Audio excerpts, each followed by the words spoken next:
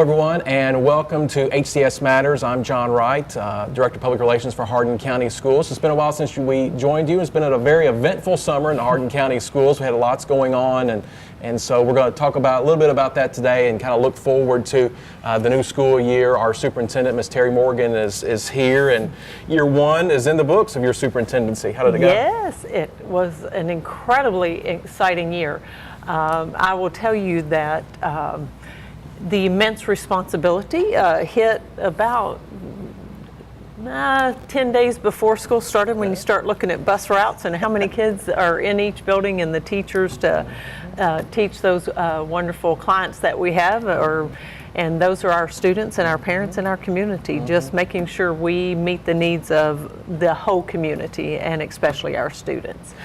If you had to look at something that was kind of the highlight of your year, and I know there were several, but yes. try to pick out a couple that you could talk about. You know, the first one was really the distinguished alumni that we did. We had, Miss McCormick, who came back to the district, first female engineer in her field. That sticks out in my mind. The 2 minutes at the VEX robotics competition at the World Championship, more because two of our high schools teamed together. You had Central Hardin and John Hardin who chose to work together at that competition. I thought that was just amazing. And then we did something really neat this year with our college and career readiness. We had all the folks from central office to go and meet one-on-one with the students. And the best part of that was I would then see those students out and they would say, I'm still on track with what I was planning to do. I'm still going to go into that career path. So that was very exciting. And then finally, the graduation. Yes, having 4 graduations in a few days is a bit overwhelming, but the pride that the parents felt and that the students felt, that was a great way to cap off a phenomenal school year. This job is probably, this is as high up as you can go in a school district, and obviously you've held other positions in the district. When did the position kind of, and I won't use the word overwhelm, but it probably kept you busier probably than any you've ever had. Yes, this is the perfect position if you like to go from different situations to different situations, not necessarily emergency situations, but the depth of what you do in a school day is amazing. The best part, of course, is getting into schools and seeing students and their achievements, but then you have to think of transportation, finance, so there is something constantly happening in the school district. So it is a huge responsibility, but equally you have the pride that you feel from the accomplishments that happen in the school district due to the hard work of everyone. Someone said to me yesterday,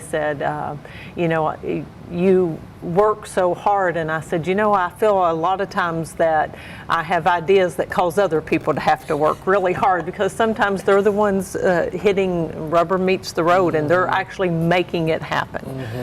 Let's talk a little bit about that collaboration, and you mentioned that word earlier. Yes. It's probably, I think it gets better every year, but it's probably the best it's been. It used to be, Terry, there used to be walls, this imaginary wall between North Hardin and John Hardin and Central Hardin and its feeder patterns. Those walls are gone. Those walls are gone, and you just need to go to our Early College and Career Center to see that. Those students come in, yes, they come in on buses from their different schools, although sometimes we combine those buses, and you see those students, handshakes or fist bumps or something with a student that they're just seeing for the first time that morning, and it just gives them the opportunity to see that there's more people who are alike than different. Yes, you might go to different schools, but we still have the same goals, same ambitions, and a lot of qualities that we respect in one another. So that has just been awesome. And this year, we actually have students within schools going to other schools. So like for John Hardin, for their project Lead the Way, they're actually going to North Hardin. So not all things happen at EC3 for those opportunities. It actually is happening district-wide. And that is something I think our students will in the future really appreciate, the fact that they can say, hey, I know so many more people, and they brought a diversity to my education that I would not get elsewise. it seems like last year, for the first time that I saw it, it seems like we were more recruiting students. I mean, we saw more people moving into the area, and we saw where people kind of had a choice of where they wanted to go to school. And I think our opportunities, to talk about our opportunities that live in this district that we can offer that hardly anybody else can. Right. Well, I think the first thing we have to talk is the partnerships that we have. You know, we did that announcement with Brandenburg Telecom. What an opportunity for our students when a company says, hey, we want your students who come and have those experiences and have work ethic certification to come and intern with us, and we want them so badly, we will wait for them to finish their education to come back and work for us, but we want those students. So you have those partnerships.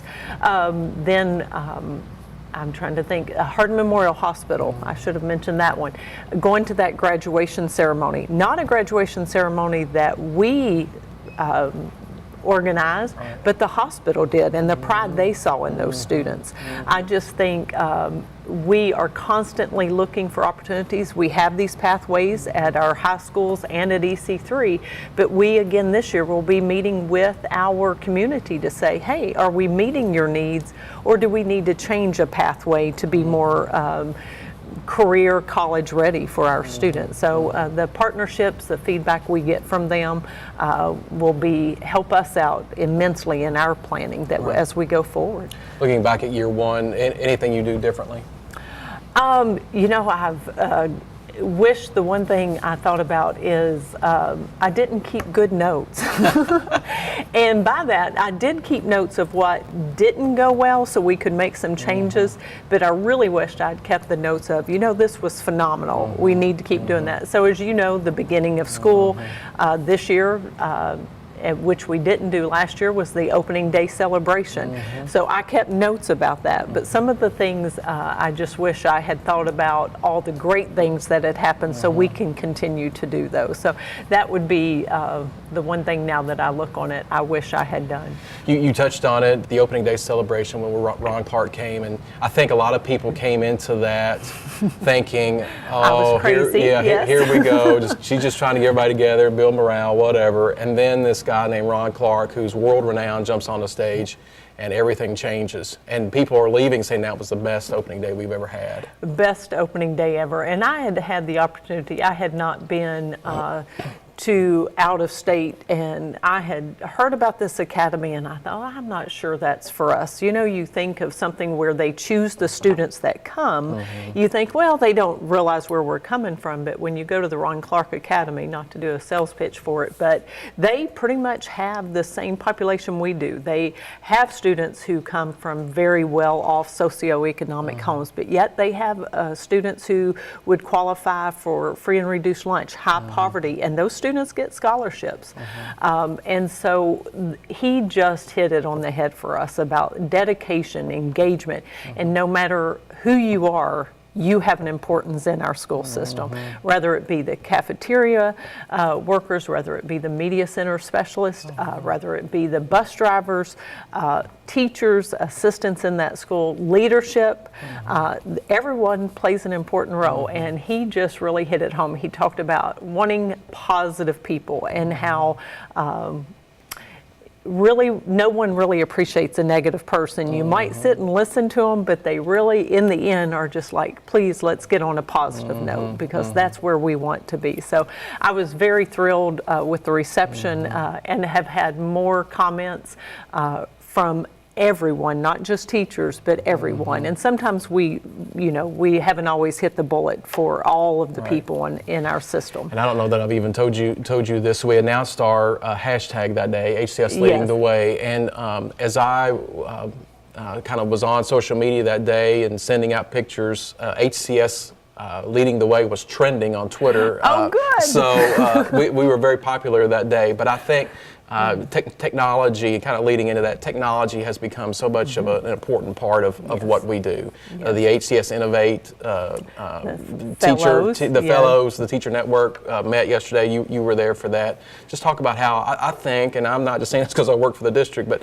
I really do think we are leading the way, literally, in technology. Oh, absolutely. We have been blessed with the resources and using the resources effectively.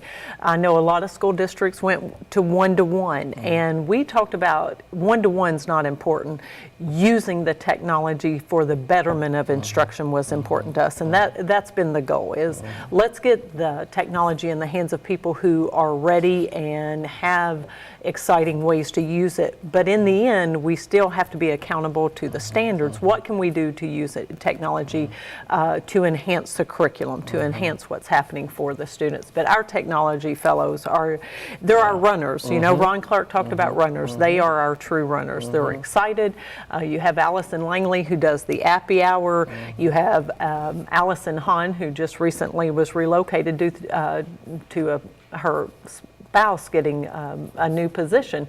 But those folks are really leading the way. And of course, you have Brooke Whitlow, who is excited about learning and passes that on to those teachers. And that is us utilizing those talents to then get it out to all of our schools. Not through one-day PD, but throughout the year, showing that excitement in technology. So let's kind of talk about the state of the district, so to speak, which is obviously very well. But starting off, there's 4 basic departments within our district: instruction, student services, finance and support, and then human resources. So let's lead off with instruction, and not to say that it's more important than anything else, but it kind of is. It is. So let's talk about instruction. Where are we instructionally, and you know, I think we're still leading the state in a lot of aspects. Obviously, our preschool department is strong. Lots of things are strong in the instructional department. Yes, in instruction, you really have to go from cradle school, actually, which is one of the first things we do is for month to 3-year-olds, having parents to come in, giving them a support system, giving them some training of what it is. Maybe you're already a phenomenal parent, but we can give you other ideas and suggestions of what to do there. And then you have preschool. We have several all-day programs now for our students and parents, and that is really an opportunity for us to lessen the gap that students have. We talk about the gap that students come to school with. You know, 3 million words is the differential between a student who comes from a high socioeconomic home compared to a low. So getting them in preschool allows us to reduce that gap before they start into what we call the official school system. That is a great start program. But then, you know, all the way through preschool through high school, what we are offering for our students. If they are ready to move forward, we are no longer saying, well, you're in 2nd grade, this is the curriculum for you. We're really looking at the individual student and moving them forward as they need that. Then, you know, for the students who have a gap compared to their peers, we have programs in place for them. We have teachers who care and are working diligently to get those students caught up to move with that. Just to see what happens from kindergarten all the way up to seniors. This past year, when I was principal at Woodland Elementary, that is the group that I handed diplomas to this year. So that was very special. But to see their growth from preschool all the way to high school is truly amazing, and you realize that it's the hard work and dedication of our teachers each and every day. Also, a lot of our teachers went to a training called Kagan training, and that talked about having lessons that were rigorous and intentional and engaging for our students. So all of those strategies together are what we try to do makes for a better classroom environment. Our teachers this year were really focusing on what does the individual teacher need. You know, we've talked forever about what students need and looking at them as individuals, but we need to do a better job with our teachers of saying what is it that you need specifically to be better equipped in the classroom. So we're really working at individualizing our teacher training as well as what we do for students in the classroom. We're here at Bluegrass Middle School, and I love Bluegrass because it's a diverse student body. Absolutely. It has students from Heartland, New Highland as feeder pattern, And Bluegrass has really been on an uptick, as all of our schools have, but Absolutely. Bluegrass has done a remarkable job. They have done a remarkable job, and if you're in the parking lot, we talked about the differentiation for students. You actually see students walking over to John Hardin High School, and those are for the math classes that they're taking, for some of the band programs that they have. But then you also notice Bluegrass students walking over to New Highland Elementary and students from John Hardin walking over to New Highland, because they are being those peer mentors for those students.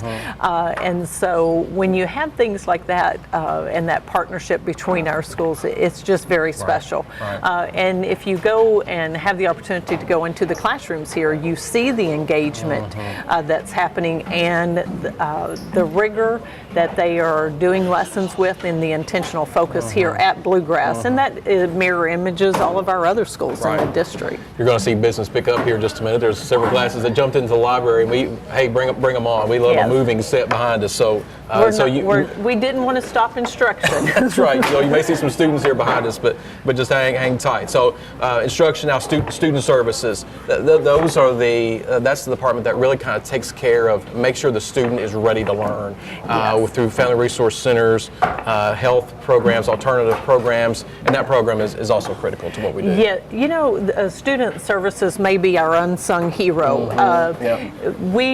They receive phone calls from parents who need assistance, or from students who need something different than what we're offering in the daily routine. And they take care of all of those situations to make sure that we have students who at one point probably would have been dropouts, and now we're saying stay in school, because then this will lead to a career for you. And so student services really does a phenomenal job in meeting the needs of all of our students. And that's what Hardin County Schools is about, is making sure every student has the opportunity to go further than what they currently are. Right. So finance and support.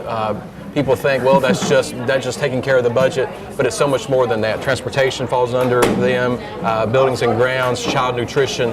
Mr. John Stith is our Chief Operations Officer, very, very busy man. Yes, very, very busy person. You know, like you said, everybody may not realize all that work that goes into making the daily operations. There's someone making sure that your student has a breakfast that meets the guidelines of the federal government, because we're getting money for that. We offer a free breakfast to every student in Hardin County.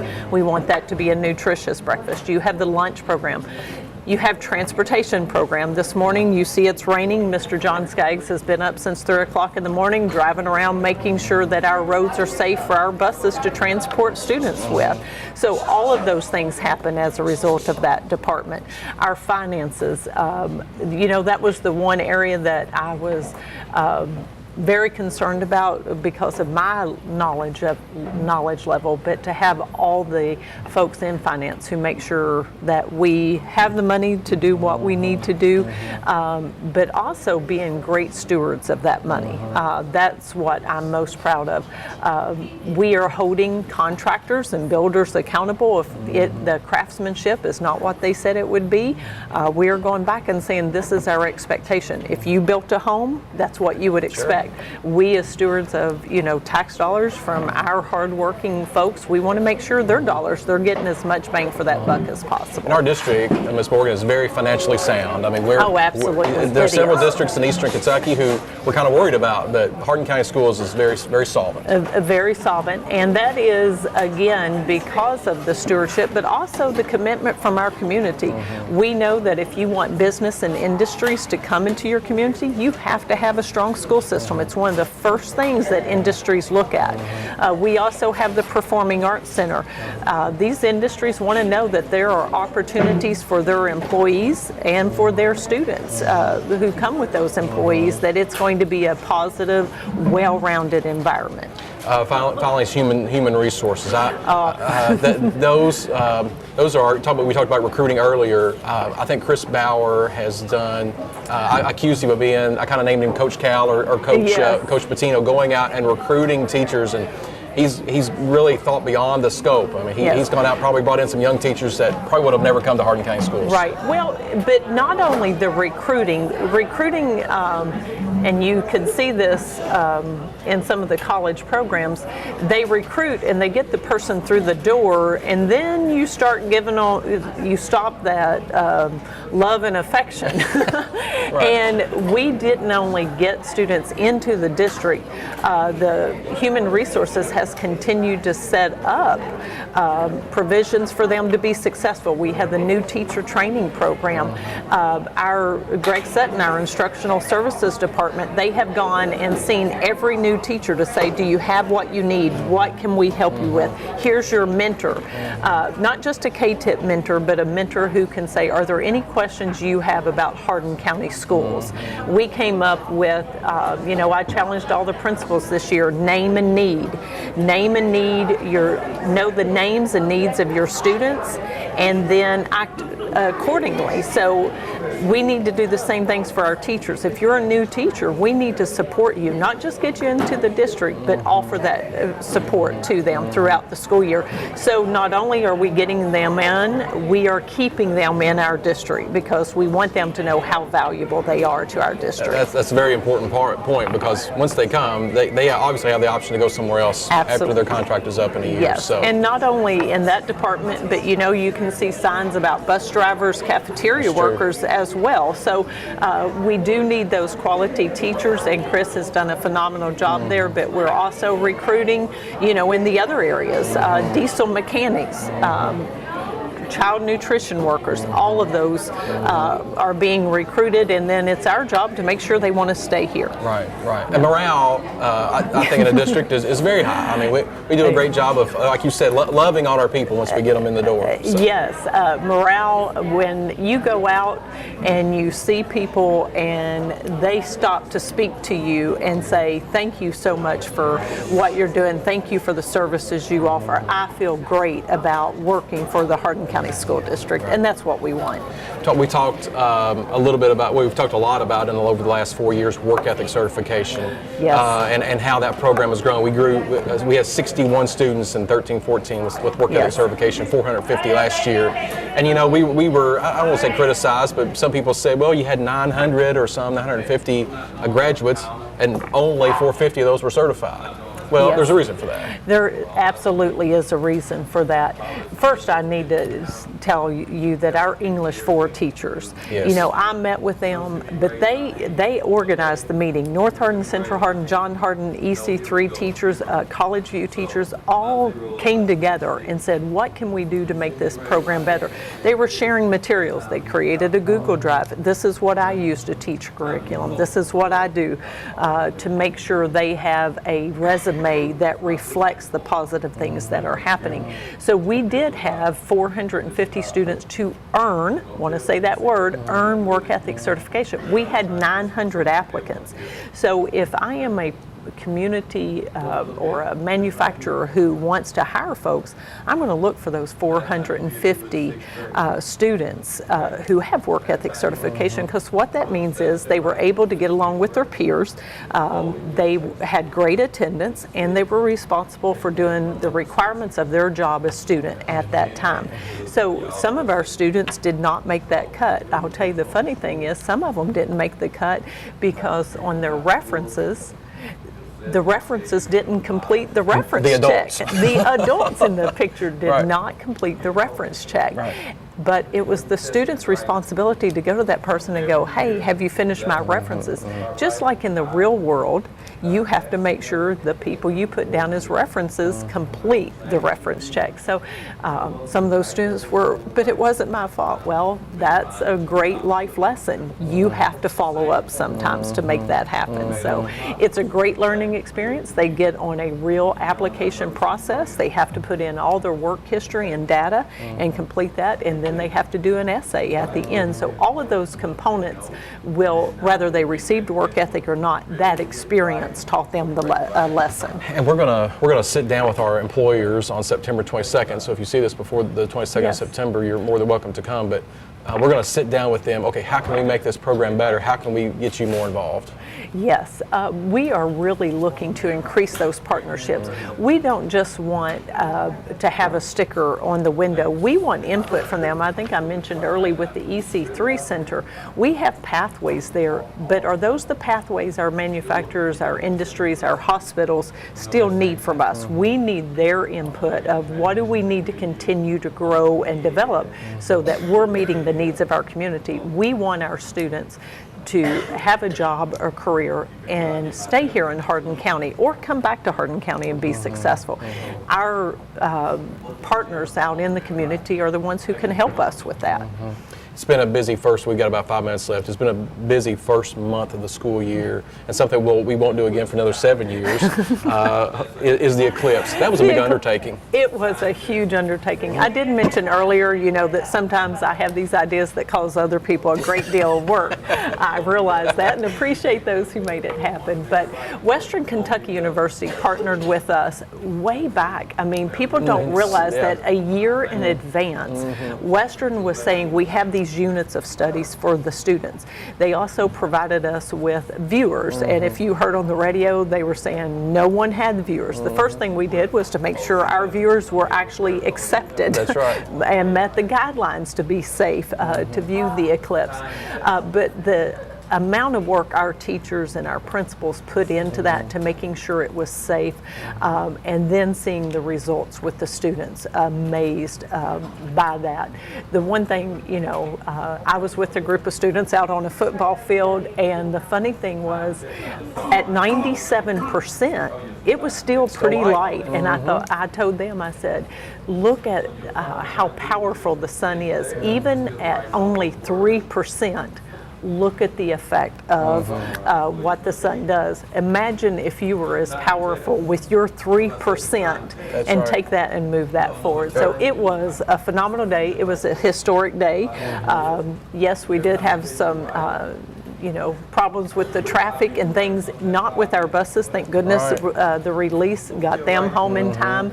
But then, when you have 150,000 people who went out of town at 4 or 5 different days, but they're all trying to leave back in one, it was a learning experience, but for those students who had that opportunity and to be with the teachers who had worked really, really hard to make sure they could enjoy it and realized what an event that truly was and why it was on TV and a historic event. Right. We've had a great start to the school year. It's going to be a great 2017-18 school year. We've got lots of things in the works to make it that way, and Ms. Morgan, as our superintendent, is doing a great job of pointing us all and leading us all to help make Hardin County Schools the best school district in the state. We're already there. We just need to keep our position there. So we thank you for your investment, your time in Hardin County Schools, and we look forward to seeing you next time on HCS Matters.